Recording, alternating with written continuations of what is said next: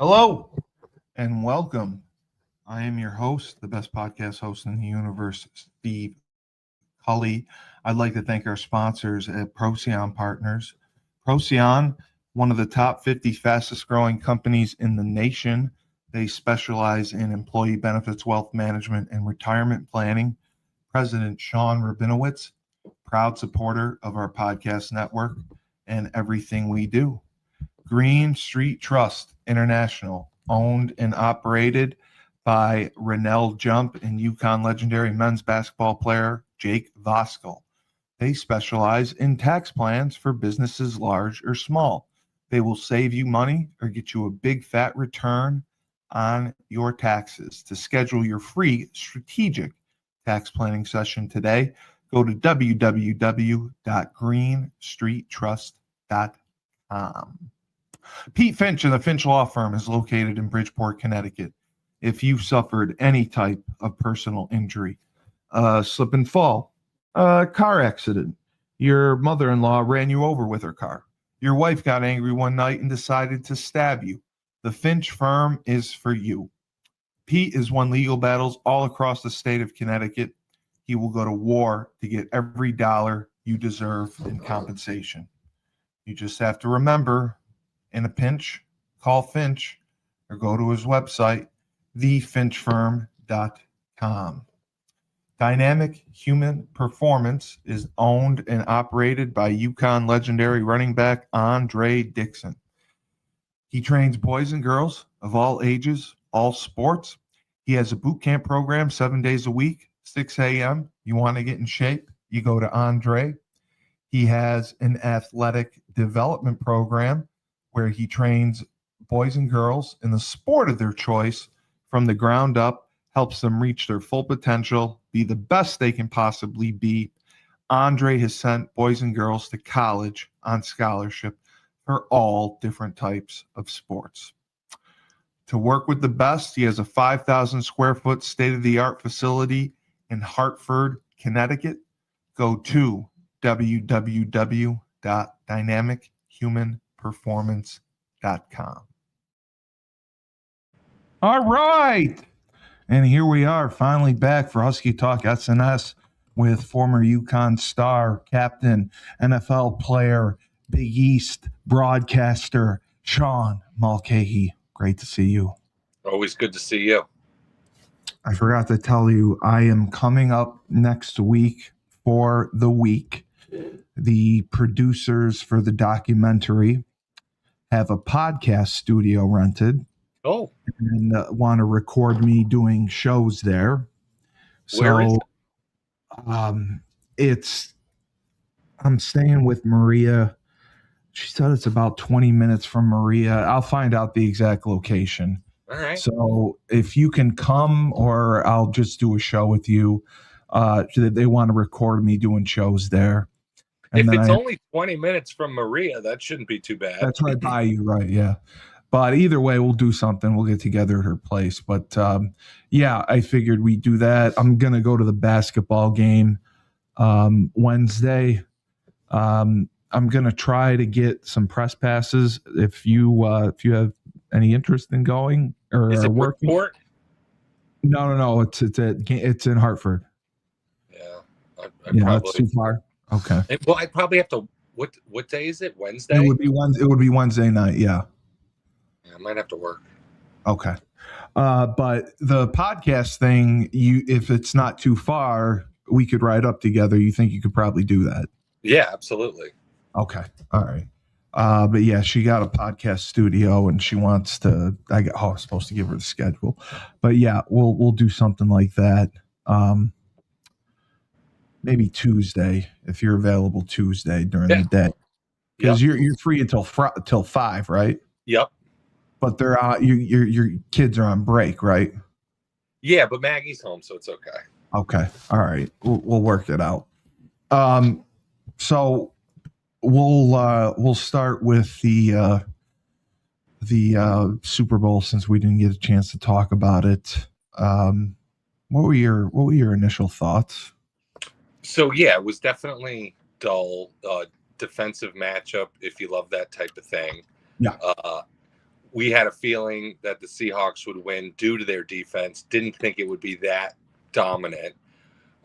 There was a lot of truth behind the smoke and mirrors show with Drake May's arm and just how he's played in the playoffs overall, and the offensive line. He was sacked, 16 times in 3 games? It was crazy. Yeah, it was bad. It was. And I everyone, including us, missed. I knew it at halftime, and at the latest, I knew it was the third quarter. But no, I didn't hear anyone talk about the fact that the Patriots' left side of the line was rookies. The guard. Collinsworth brought it up. Did he? Okay. Collinsworth, for some reason, I think he decided to stop listening to his producer because he lambasted Will Campbell. Yeah, he did. Yeah, several times he lambasted Will Campbell. He didn't get I knew they were both rookies, but he didn't go after the guard. He didn't go after the guard, and I wonder if that's because he's listed as a center. Oh, okay. But that, it's the NFL. This is the best of the best. Yeah, I know. Every center has played guard for at least one snap in their life. Absolutely. Yeah. But let me ask you this, because I was surprised when I heard this. If you had to guess what Seattle's blitz percentage was for the game, what would you say? After watching it once, probably like above 20-25%. Wow. I thought it was like 60. It was 31. It was 31%. I thought it was like 60. Well, the fourth down counts against that. So that's like I think it does. I think that works a lot against it. But what they did was they did a lot of zone blitz where they were only bringing 4, but they disguised it and were overloading one side as opposed to the other, or they were flipping the blitz based on May's protection call. They would check opposite and come from the opposite way, but they brought 4 a lot, and it would just be, he would slide the protection the wrong way. He would screw up the protection, and that's what got him into trouble. But I thought it was like 50 or 60%, and then it probably was on third down. They said it was heavy in the Christie, you motherfucker, you found me. Christie is the third host. How are you still talking about the Super Bowl? Well, Chris, Sean and I didn't get a chance to talk about the Super Bowl. That's right. So we'll talking about it. We'll keep it brief.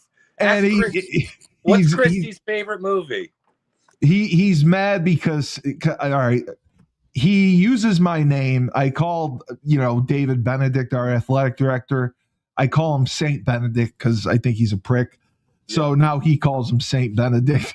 And he goes, Saint Benedict is finally taking heat from the UConn fan base for weak Gamble crowds. The honeymoon is finally over because last night against Georgetown, it was awful. It was empty. And they're pricing people out big time. How long has he been there, President? Benedict, he came after Ward. So 2018, maybe. Wow. Yeah, it's been a while. Oh, and he brought up Ozempic. Yes, because I called Gordon Samus, the offensive coordinator, Ozempic. He reminds me of that every time. Thank you, Chris. Appreciate that. Back to the Super Bowl real quick. He goes, and he rubs my face in it because he goes, apparently Gamble isn't feeling the Big East energy. Big East energy was started by Mark Zanotto, who did Locked On UConn, and he got fired from it. So he started Big East energy.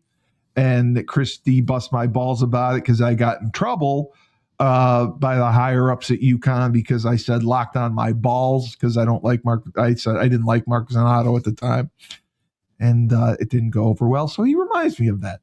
But you can go ahead about the Super Bowl. Yes, Big East energy. It's tough to see Julian Love and Leonard Williams play well. Leonard Williams didn't have a sack, but he did what he does. He takes up 2 blockers all the time. Yeah. He's getting double teamed all the time. No, I thought so too. And Witherspoon, the corner, is a beast. Holy crap! Wow, like he's going to be good for a while. Yeah, he's going to be good for a while. But I mean, the guy I honestly was happiest for, and Christy will be mad because he's heard me say this several times. Sam Darnold. Yeah, just his story, what he went through. It's great. New York Jets, gets dispatched to fucking Carolina. Yeah, gets dispatched. They don't play him, or they play him. He stinks. He goes to San Francisco.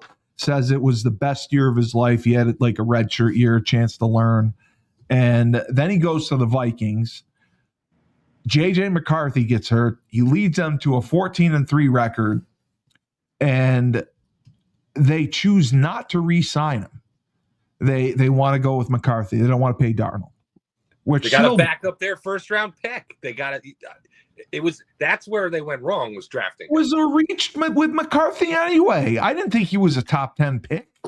He got hot literally 36 hours before the draft. I was like, why are they blowing up? For the whole time, for the whole offseason, they were saying second round at best. Second round, yes. And then in the last 36 hours, they're like, got to get a quarterback. It's like, what in the hell? He's not a top 10 pick. And he gets hurt in the spring. So he's out for the year. Darnold goes in as a starter, fucking tears it up. Like, he put up over 4,000 yards. He threw for a ton of touchdowns. He had a great year. Laser show. Now, he has 2 bad games because the Lions, I believe, were the 1 seed. Minnesota didn't get a bye, and they lost their last game of the year, and they lost to the Rams in the playoffs, I believe, and he didn't play well. And because of those 2 games, they made the decision not to resign him. And they said, we're going to go with McCarthy, which I thought was short-sighted on their part because they just didn't see enough from McCarthy to know, like, this is the guy. Rolled the dice. Really rolled the dice. And now, I'm not blowing Darnold because he didn't play phenomenal in Seattle. He threw 25 touchdowns in this day and age is slightly above average. He threw the most interceptions in the league with 14. He did throw for 4,000 yards. He did play much better in the playoffs. Now, he is also the reason the Minnesota Vikings GM got fired because he decided not to resign Darnold. But just for having to go through that, you're the number 3 pick in the draft. You're expected to be the savior of the freaking New York Jets. You could bring back Joe Montana and put him on the Jets. I don't think he would lead them to an 8-win season. Like, it's just not possible. Total dysfunction. Really. Yeah. And so then he goes to the Panthers. It's him and Baker Mayfield. They're competing for the starting job. Baker Mayfield wins, plays awful, gets benched. Darnold comes in. Mayfield ends up getting traded. Darnold finishes out the year and goes to San Fran. I didn't even know he went to San Fran and was a backup for Brock Purdy. And he said that was the best year. Like, he got to learn under Shanahan. His quarterback coach is the fuck was his name? The USC quarterback that Carson Palmer, or Jordan Palmer. Yeah. Jordan Palmer is his quarterback coach. Yeah. Jordan Palmer said, like, I know that this dude can do it. So he signed with Minnesota, and he tears it up, and it just kills me. Like, the guy does what he's supposed to do. He tears it up, and they don't re-sign him. And Seattle got him for really a good deal. Like, I'm pretty sure his cap cost was like $25 or $30 million. It wasn't like one of those $45-50 million deals. Yeah, I think he got a 3-year, $30 million. And like Geno Smith, the guy that they had before him, got more to go to the Raiders. Yes. So just the fact that he persevered through all of it. I mean, you look at his career, I mean, it's only been 6 years. He barely would have been out of his rookie contract. And he'd been through hell and back. He won the Super Bowl. Now, the Super Bowl MVP was for Walker, which was 100% deserved. And I didn't know this. Did you see the statistic for the last time a running back won a Super Bowl MVP? Yeah, it was over 20 years ago. Terrell Davis. Terrell Davis, yeah. I was shocked to hear that. I thought Saquon would have won it, but I can't remember what the stats were for that Super Bowl. But it's a great story. I feel good for him because I really believed he deserved it. Vrabel got Coach of the Year. I would have waited until the game was over and probably would have given it to Mike McDaniel, even though it was his second year. But I thought he did a great job. He calls the defense, and I thought he called a great defense because you really like the zone blitz schemes they were running. They ran some delayed blitz schemes, which worked out well because you know how they'll have the back check and then release. So as soon as the back would release, the guy would come.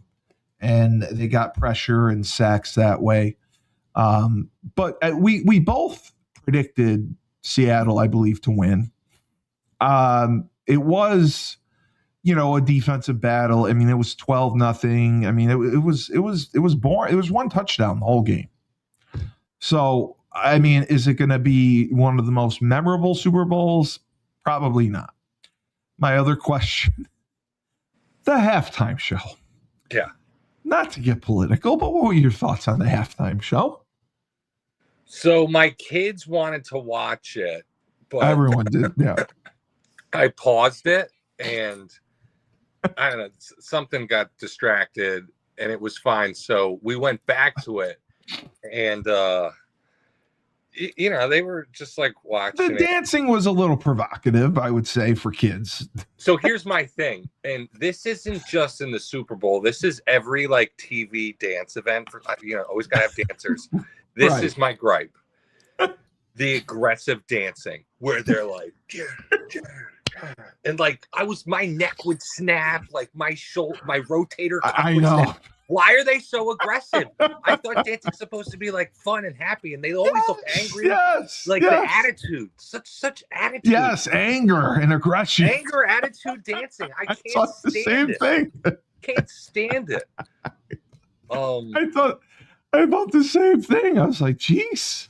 Now, from a movie fan perspective, I thought the sets were really good, cool, and looked like you needed some real professionals making that stuff.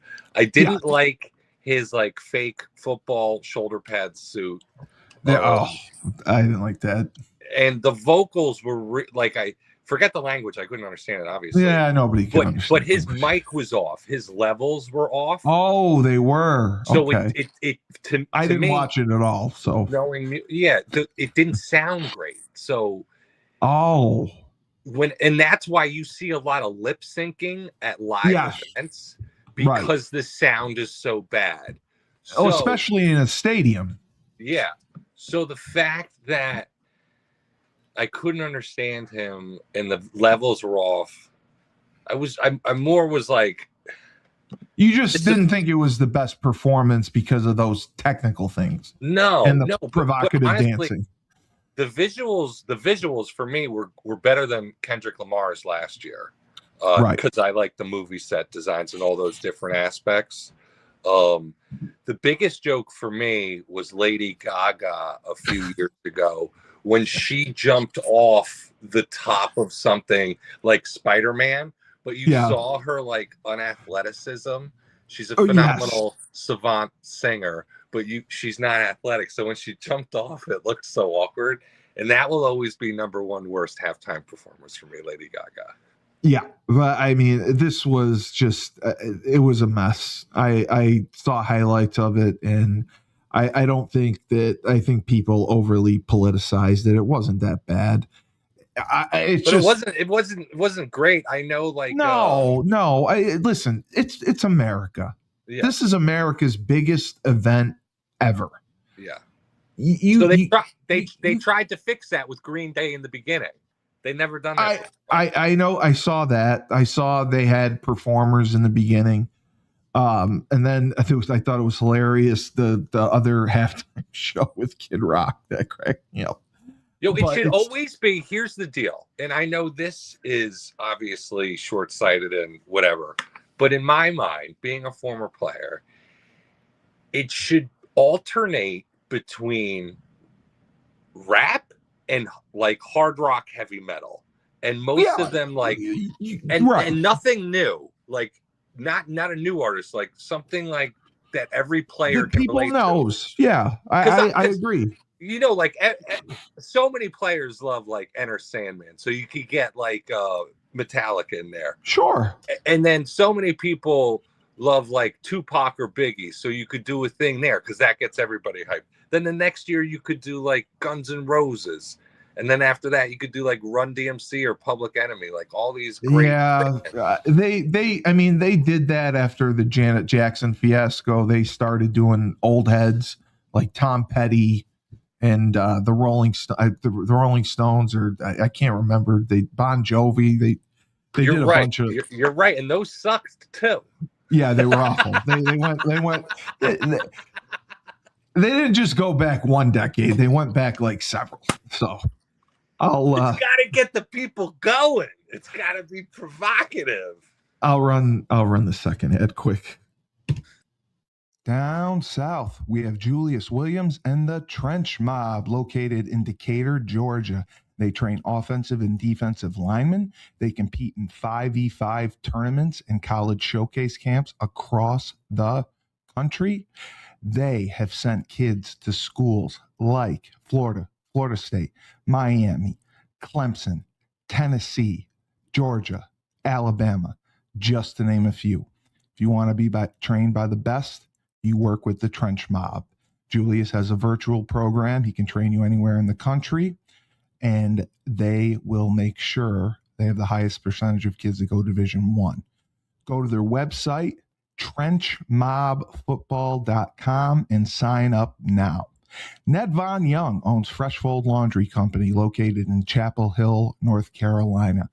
High-end laundry service. You book online.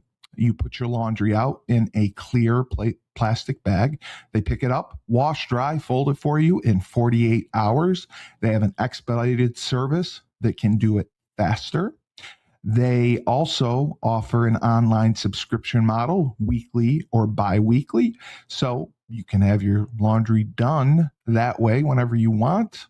They have deals for college students as well, so make sure to check out their website.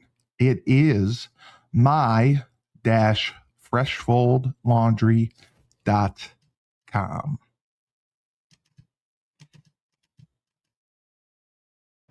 All right, we are back, and I did that faster this time.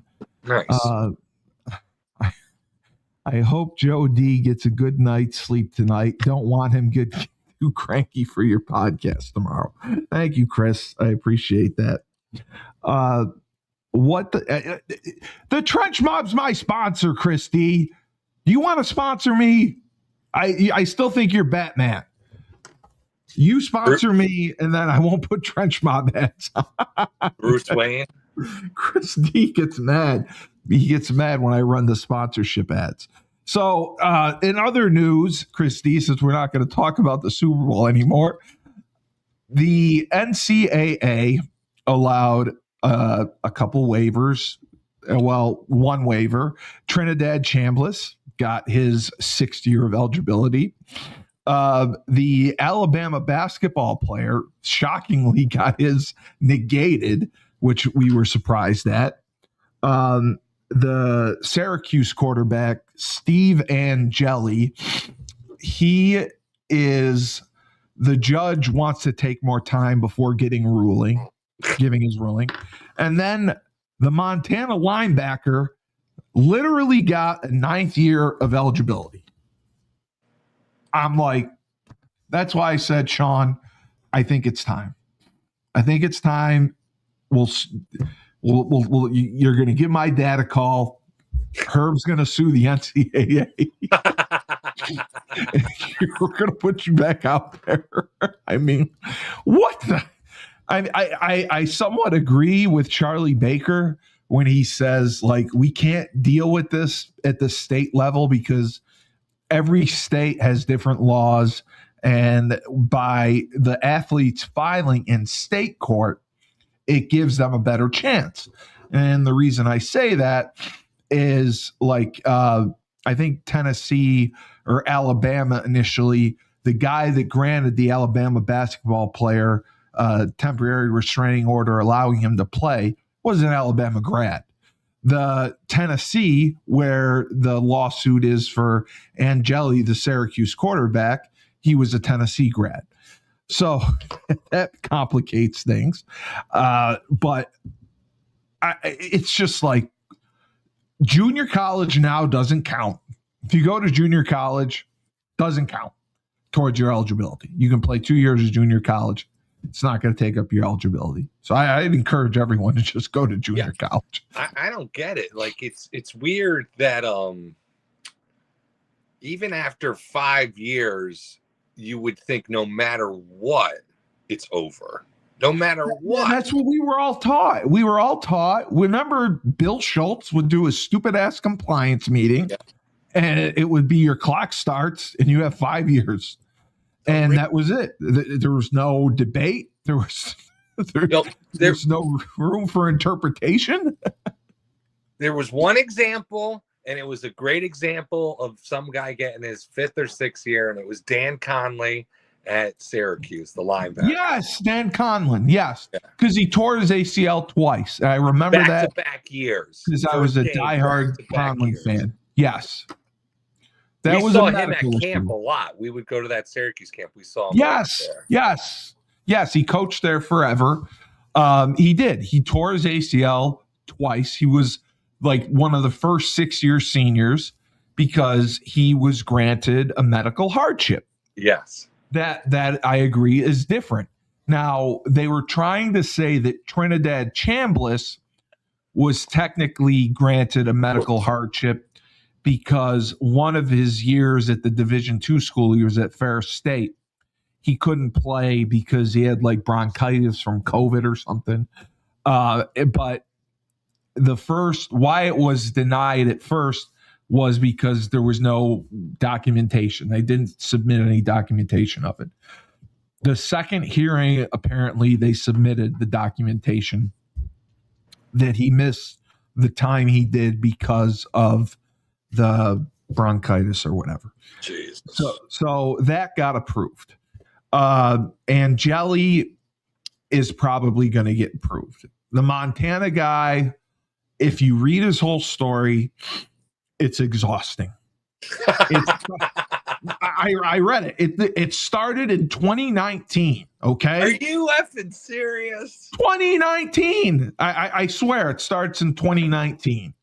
And he tears his ACL. I mean, this guy probably had 4 season-ending injuries, transfer portals that didn't work out.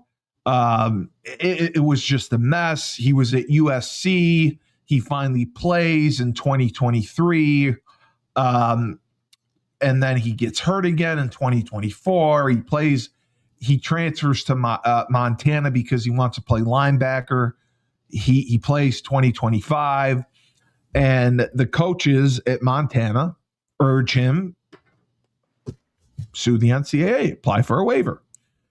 He does. And they gave it to him. So this man, now I believe he spent time after, like he technically decided to retire, I think, in 2022 because he had so many injuries, and he moved to Utah, and he was working, and he's married with 3 kids. And then he was missing the game, so he decides to come back. And he comes back, he plays, he gets hurt again, goes to Montana, And I'm pretty sure Montana won the national championship this year. It's either Montana or Montana State. I can't remember. You remember Necessary Roughness, that college football movie? Of course I do. Scott Bakula. It's one of my favorite movies ever. It's one of my. It's about the SMU Mustangs and the death penalty. What was? How old was he supposed to be? Who?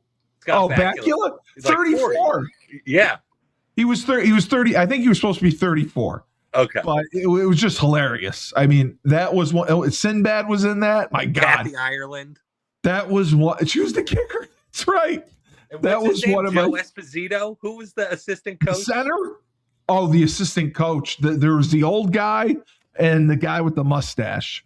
And Robert Loja was the head coach. He said they gave the best halftime speech ever.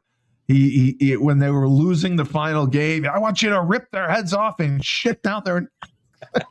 Yeah. I saw my uncle took me to see that movie when I was in 4th grade. So good. I'm watching it. It's like shit down their neck, rip their heads off and shit down their neck. The head coach, because they weren't, they had no scholarships. Yeah. They only had walk-ons. And the karate guy. Oh, that's right. That's right. Oh my God. I got to go back and watch that. I'll never forget the broadcaster looking. He's talking about the linebacker and he's going through his karate stances. Before the play starts, and then they run the play, and he fucking kicks the shit out of everyone and makes a tackle, and they throw 5 flags, and the ref starts demonstrating the moves. Illegal. I said, a side kick here. Oh my God, that takes Necessary Roughness to a whole new level. Yeah. I was amazed too. I didn't really know someone could look good in football pants, and Kathy Ireland looked good in football pants. Kathy, and she dated the center, the Samoan center. That cracked me up too. Yes, I mean, she liked the Samoan center. Boy, I'd love to be that actor. Yeah. But yeah, it was amazing. I'll never forget that movie, and it was based off of that SMU death penalty, but they at least had some scholarships. They had no scholarships and 2 coaches. Oh, and it just cracked me up. Great movie.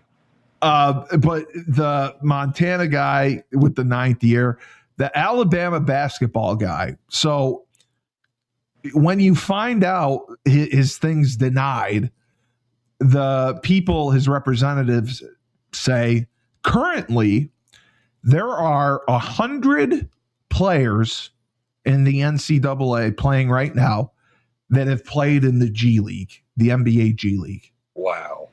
And I'm like, what? That's ridiculous. So they go to the G League, either drafted or undrafted, and they come back if it doesn't work out. And then Baylor. Don't they get paid? That's professional, right? Yes. But I mean, if you don't sign an NBA contract or something, there's a loophole. That's why European players are allowed to come in, because they'll play overseas professionally and they're allowed to come play. And, kids will argue that is hypocritical and biased to do that. So the G League should be the same. And Baylor brought in a kid mid-season from the G League, and he's been playing for them and doing well. And that was another thing that was never allowed. You were never allowed to add people. It's not like, I remember Randy Edsel, because we used to complain about having to wear the Donjoys. Oh yeah. And we'd always complain. He's like, you know what, Steve? It's not like we can go to the waiver wire and pick up another tackle if you get hurt. Thanks, Coach. Glad you care. That's what he would say.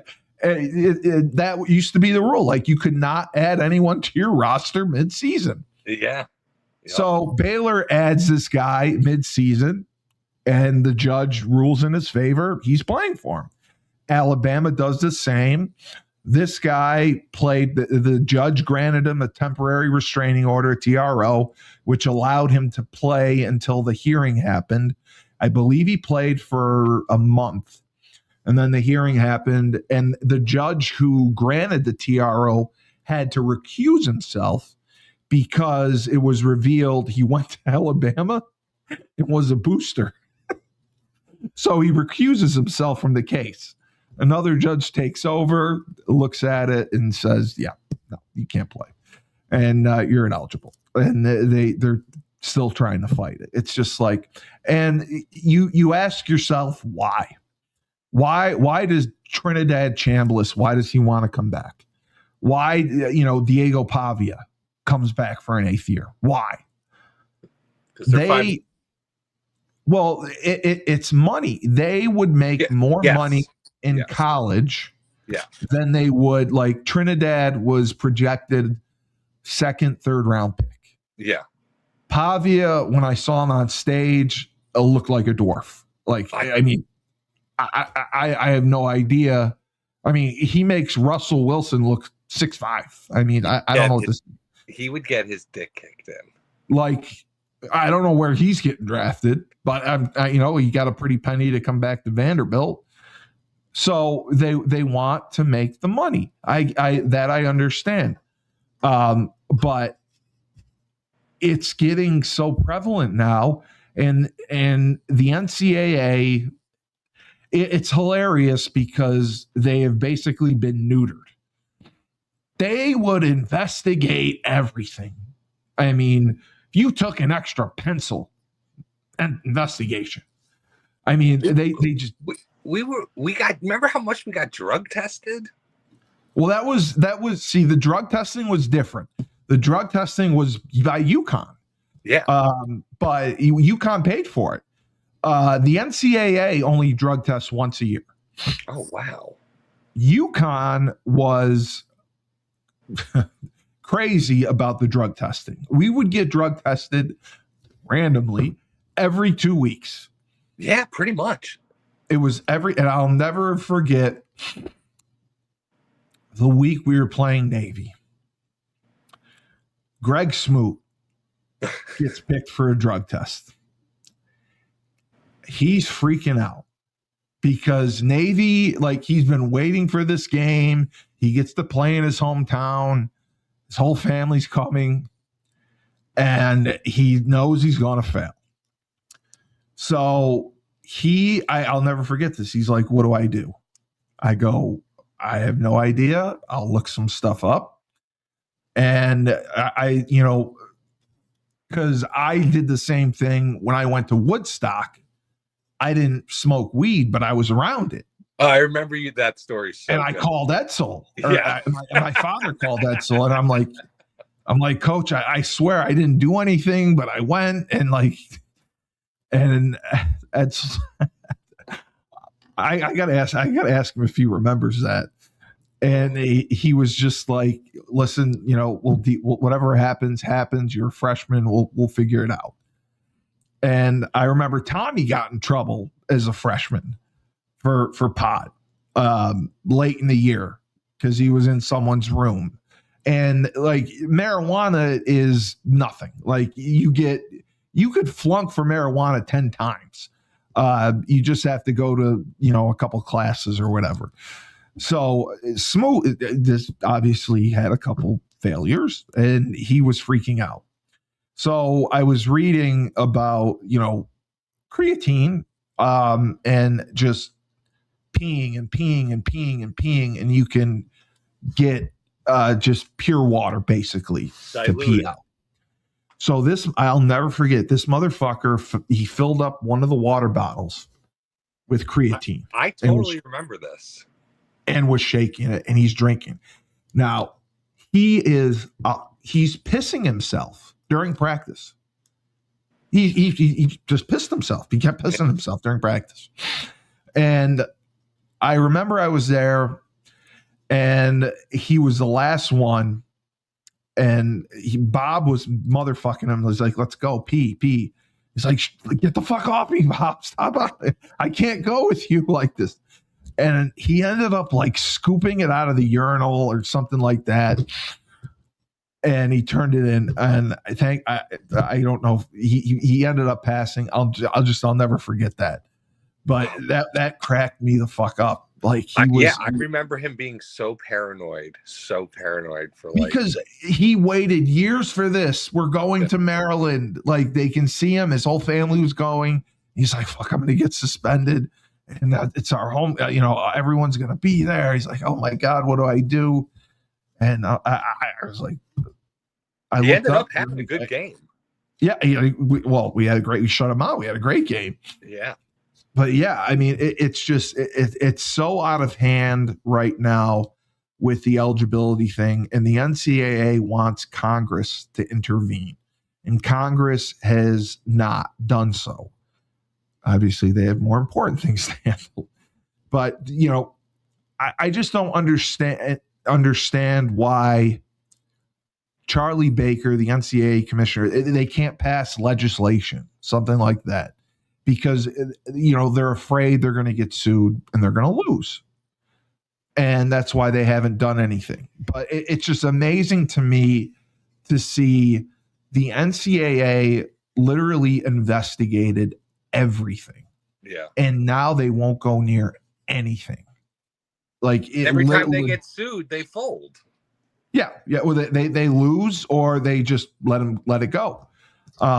And now it's gotten to the point where, 7 years of college football, 6 years of college football. That's why freshmen aren't getting recruited. Yeah. That's like, it has such a domino effect on everything. And then you complement that with the transfer portal. Whenever somebody transfers, that's another domino knocking over dominoes. Well, this guy's going here to start. Well, that starter's got to go somewhere else to start. It's just amazing to me how, like, I coached college football for 10 years at Holy Cross. Hey, let me ask you this. I could never do it. Yeah, so I was just thinking this, like, it's probably 90% skill players. Like, I can't imagine it's a lot of linemen coming back because of injuries and just like the wear and tear on the body. Well, we brought in like UConn. We brought in 9 linemen. How old are they? Like 5-6 year guys? No. Some of them are. One thing Kendall, I guess, is big on is taking guys with experience. So he's taking guys that have played significantly or have experience.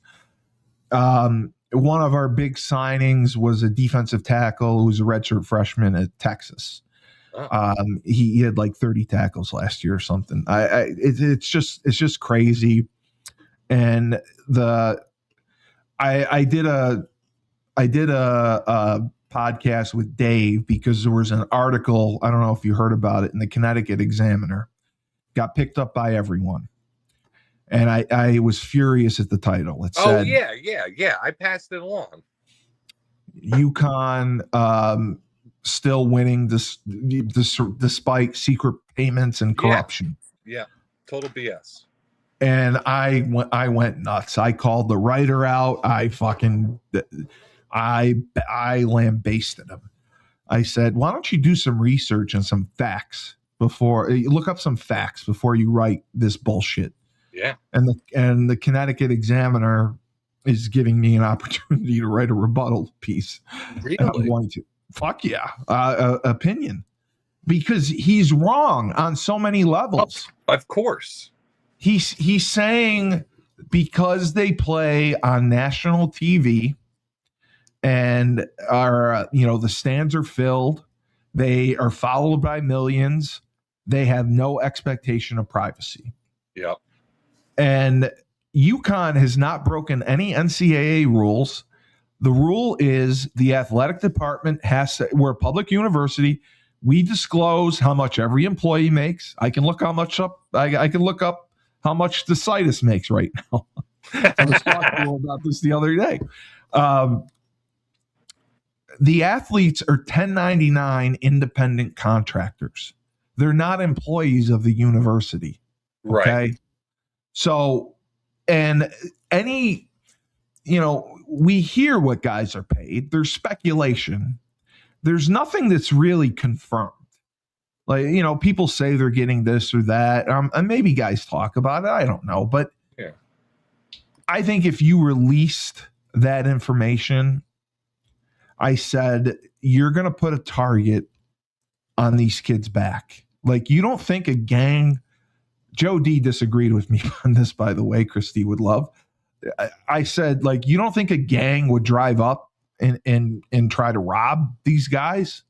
Yeah. You don't think they'd come and look at where they live, case it, look at their schedule, see when they're playing at fucking Creighton in Nebraska? Absolutely, dude. And try to rob it? Yeah. And Joe's like, oh, well, and there's cameras, and Maria said it too. There's cameras everywhere. They'd notice. Like, yeah, they'd wear masks. Like, come on. They couldn't catch the guy, whoever abducted Nancy Guthrie, an 84-year-old woman, pulled it off. Unbelievable.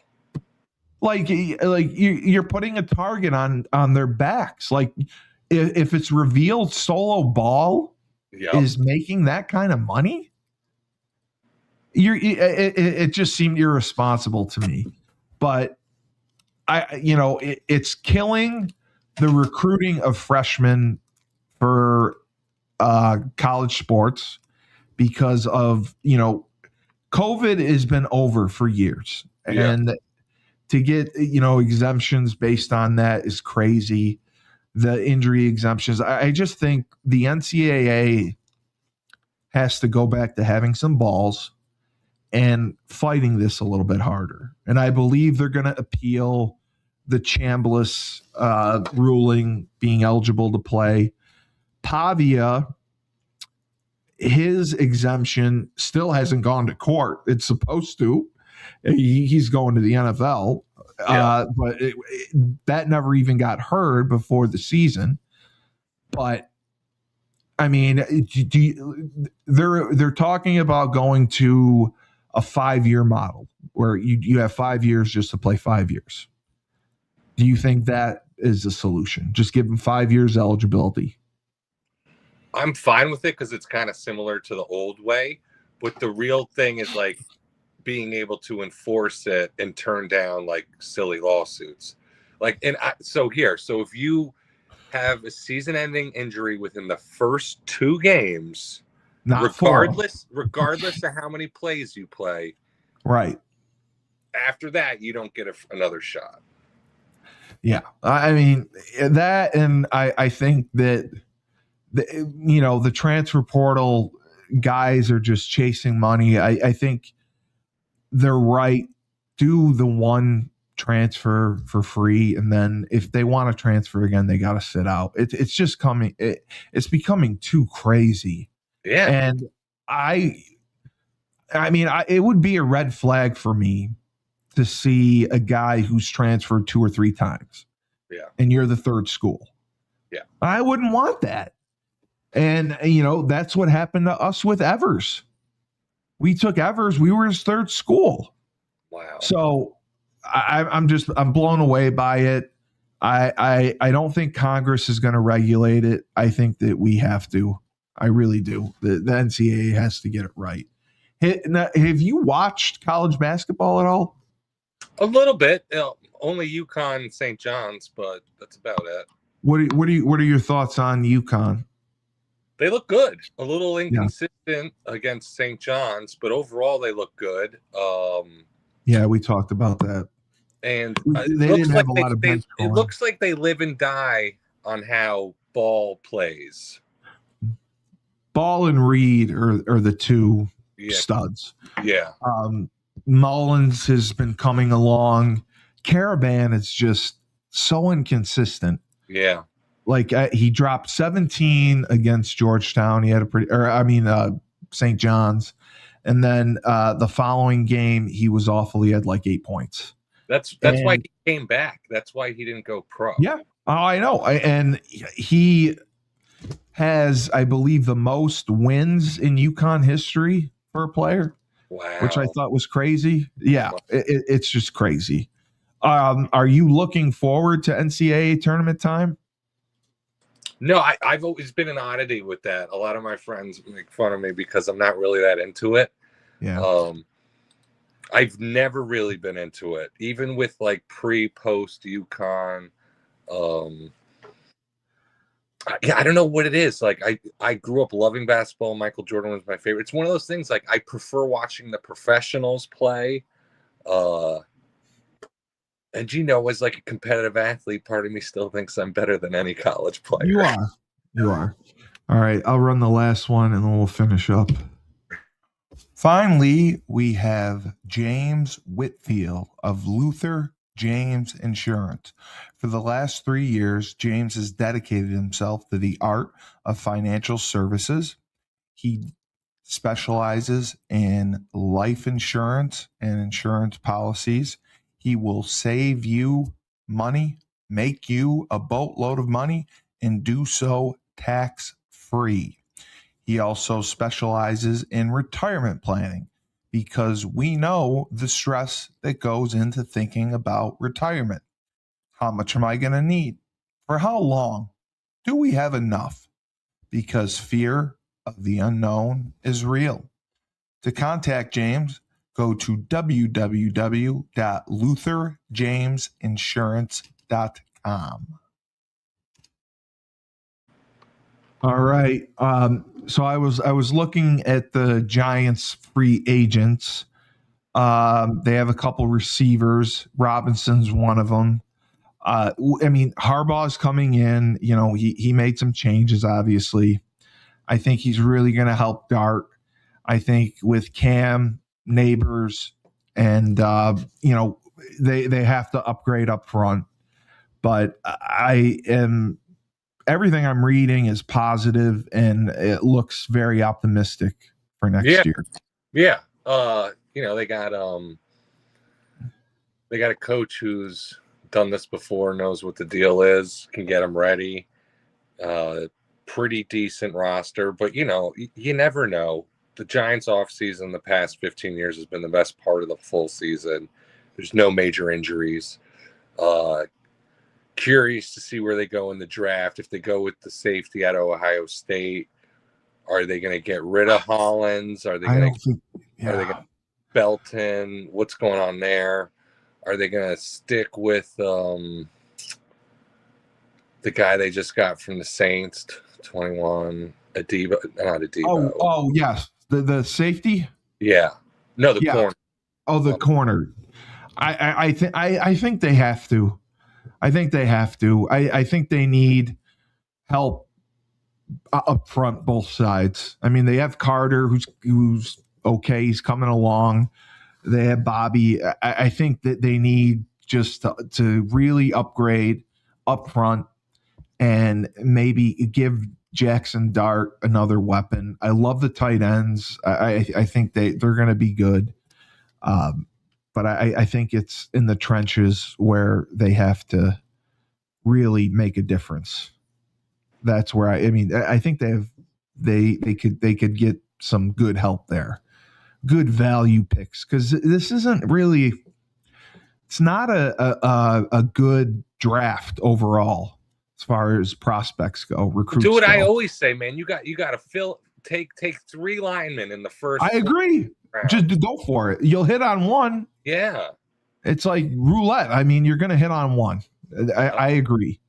I didn't ask you about the Bills thing with firing McDermott, hiring Joe Brady. Yeah. To me, that seemed I can't say the word short-sighted. Terrible. Like, why would you fire McDermott in the first place if you're just gonna keep Joe Brady? That just blew my mind.